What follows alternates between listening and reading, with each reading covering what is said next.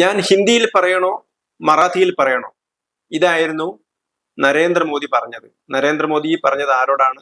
നരേന്ദ്രമോദി ഫോണിൽ സംസാരിച്ചത് മുംബൈയിലെ പ്രമുഖ അഭിഭാഷകനും മുംബൈ സ്ഫോടന കേസിലെ പ്രോസിക്യൂട്ടറുമായിരുന്ന ഇപ്പോൾ രാജ്യസഭയിലേക്ക് നാമനിർദ്ദേശം ചെയ്യപ്പെട്ട ഉജ്ജൽ നിഗമിനോടാണ് അദ്ദേഹം സംസാരിച്ചത്. കാരണം ഇപ്പോൾ മഹാരാഷ്ട്രയിൽ പൊതുവെ ഉദ്ധവ് ശിവസേനയുടെ ഒക്കെ നേതൃത്വത്തിൽ ഹിന്ദി മറാഠി തർക്കമുണ്ടാക്കിയെടുക്കാൻ പോവുകയാണ്.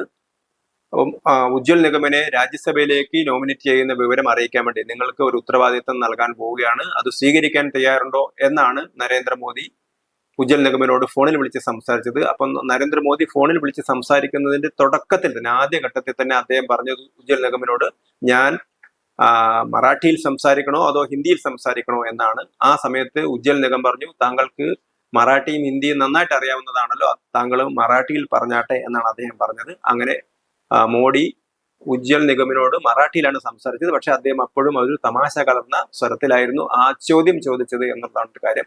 ഉജ്ജൽ നിഗമാകട്ടെ കേന്ദ്ര സർക്കാരിന് വേണ്ടി നിരവധി കേസുകളിൽ ഹാജരായ വ്യക്തിയാണ്. 30 പേരാണ് അദ്ദേഹം വാദിച്ച കേസിൽ വധശിക്ഷയ്ക്ക് വിധിക്കപ്പെട്ടത്. ഏതാണ്ട് 600 പേരാണ് ജീവപര്യന്തം തടവിന് വിധിക്കപ്പെട്ടത്. അത്രയും വളരെ കാര്യക്ഷമതയോടുകൂടി സർക്കാരിന് വേണ്ടി കേസുകൾ വാദിക്കുന്ന അഭിഭാഷകനാണ് ഉജ്ജൽ നിഗം. ഇനി അദ്ദേഹത്തിന്റെ സേവനം നമുക്ക് രാജ്യസഭയിൽ കാണാം.